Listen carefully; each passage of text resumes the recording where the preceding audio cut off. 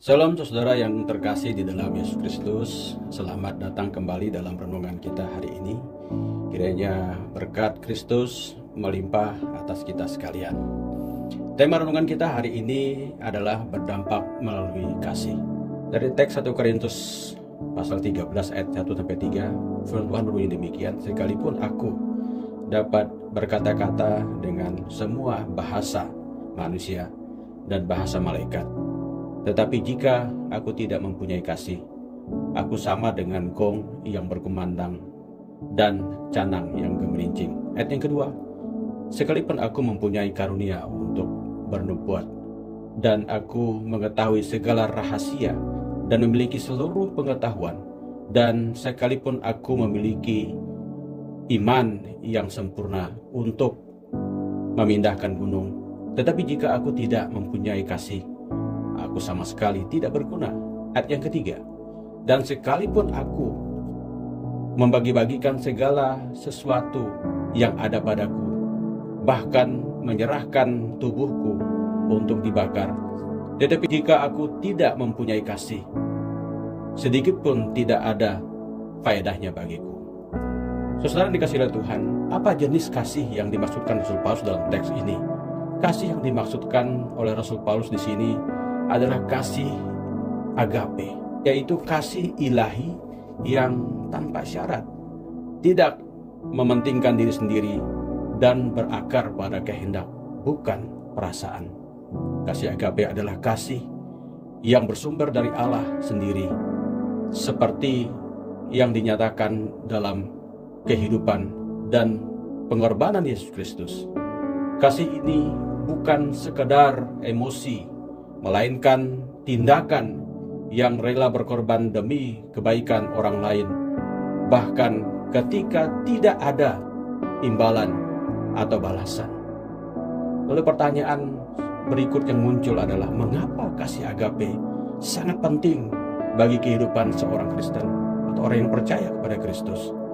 Dalam teks 1 Korintus pasal 13 ayat 1-3, Rasul Paulus sedang menunjukkan bahwa tanpa kasih dari Allah, maka segala sesuatu atau dalam bentuk apapun pelayanan, pengorbanan, dan karunia rohani itu akan menjadi sia-sia.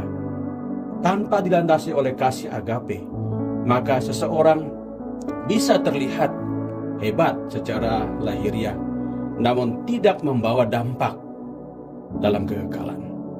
Kasih Allah adalah nilai inti yang memberi makna pada seluruh tindakan kita sebagai orang Kristen.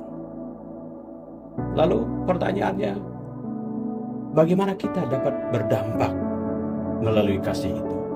Yang pertama, pastikan dengan sungguh-sungguh bahwa kita sendiri telah menerima dan mengalami kasih Allah dalam seluruh kehidupan kita, dalam aspek hidup kita. Yang kedua, lakukan pelayanan dengan motif yang murni.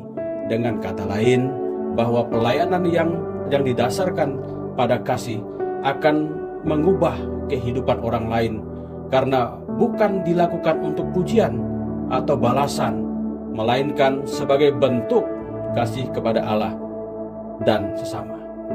Yang ketiga, belajarlah untuk mengampuni dengan tulus, bahkan mendoakan orang yang menyakiti dan tetap mengasihi mereka yang sulit dikasihi, yaitu orang-orang yang memusuhi atau menyakiti kita. Sebab dunia akan melihat ketika orang Kristen bertindak dengan dasar kasih Allah, maka akan menghadirkan sukacita dan damai sejahtera Allah. Sebagai kesimpulan dari renungan ini adalah bahwa kasih bukan sekedar pelengkap dalam kehidupan Kristen, melainkan inti dari semua yang kita lakukan. Tanpa kasih yang dari Allah, semua hal yang kita miliki serta lakukan akan kehilangan makna. Tetapi sebaliknya, dengan kasih yang dari Allah, bahkan tindakan terkecil pun dapat membawa dampak besar. Oleh sebab itu, Bapak Ibu Saudara, marilah kita hidup dan melayani dengan kasih Kristus agar dunia mengenal Dia melalui hidup kita.